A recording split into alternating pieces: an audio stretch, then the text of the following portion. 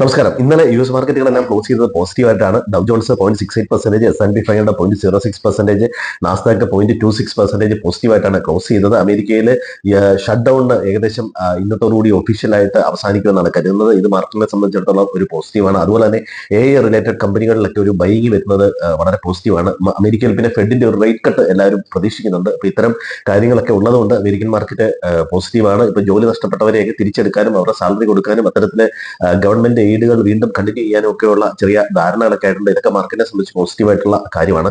ഇനി Indian market നോക്കുകയാണെങ്കിൽ തുടർച്ചയായിട്ട് മൂന്നാമത്തെ ദിവസവും വീണ്ടും പോസിറ്റീവായിട്ട് ആണ് മാർക്കറ്റ് ഇന്നലെ ക്ലോസ് ചെയ്തത്. ഏതാണ്ട് 26,900 മുകളിൽ ഒരു അവസരത്തിൽ പോയെങ്കിൽ പോലും ക്ലോസ് ചെയ്തത് 850 മുകളിലാണ്.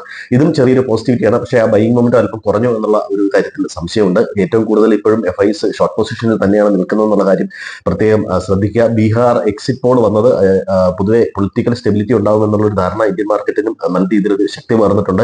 മറ്റൊന്ന്, ഇന്ത്യയിലെ റീറ്റെയിൽ ഇൻഫ്ലേഷൻ വന്നത് വീണ്ടും 0.25%ലേക്കാണ് വന്നത് ഒക്ടോബറിലെ. ഇത് വീണ്ടും താഴ്ന്ന ലെവലിലാണ്. ഒരുപക്ഷെ അടുത്ത RBIയുടെ മീറ്റിംഗിൽ റേറ്റ് കട്ട് ഉണ്ടാവാനുള്ള ഒരു സാധ്യതയുണ്ട്.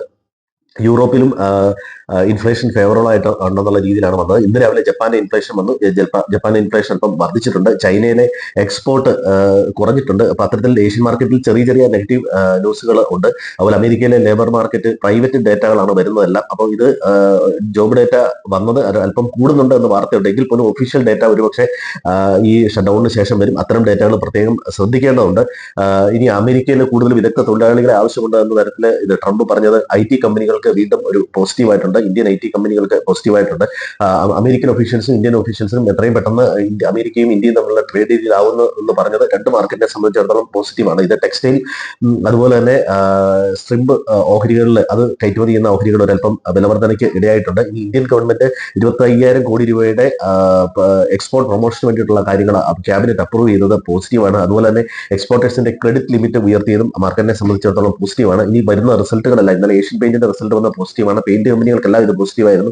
ഇൻഫോ എഡ്ജിന്റെ റിസൾട്ടും പോസിറ്റീവാണ്. ദീപക് ലിറ്ററേറ്റ് അല്പം വീക്കായിട്ടാണ് വന്നത്. അതുപോലെ കൊച്ചിൻ ഷിപ്പ് യാർഡിന്റെ റിസൾട്ട് വന്നത് 107 കോടി രൂപയോളം പ്രോഫിറ്റ് ഉണ്ട്. 4 രൂപ ഡിവിഡന്റ് വന്നിട്ടുണ്ട്. റിലയൻസും ഇപ്പോഴത്തെ റാലിയിൽ പങ്കെടുക്കുന്നുണ്ട്. ഒരുപക്ഷെ ട്രേഡ് ഡീലുമായിട്ട് ബന്ധപ്പെട്ട് റിലയൻസിന് കുറച്ച് ബെനിഫിറ്റ് ഉണ്ടെന്നുള്ളൊരു വാർത്തയാവാം റിലയൻസിന് സംബന്ധിച്ചിടത്തോളം വന്നേക്കുന്നത്. പൊതുവെ പോസിറ്റീവ് ഡേറ്റകളാണ് കൂടുതൽ വരുന്നത്. സ്റ്റോക്ക് സ്പെസിഫിക് ആയിട്ട് റിസൾട്ട് സെഷൻ ഏതാണ്ട് കഴിയാറായിട്ടുണ്ട്. അപ്പൊ എല്ലാവർക്കും നല്ലൊരു ട്രേഡിംഗ് ദിനം ആശംസിക്കുന്നു. നിഫ്റ്റിയെ സംബന്ധിച്ചിടത്തോളം 26,000, 26,050 ലെവല് റെസിസ്റ്റൻസ് ഉണ്ട്. സപ്പോർട്ട് ഉള്ളത് 25,800 ലെവലാണ്. എല്ലാവർക്കും നല്ലൊരു ട്രേഡിംഗ് ദിനം ഒരിക്കൽ കൂടി ആശംസിക്കുന്നു. Thank you.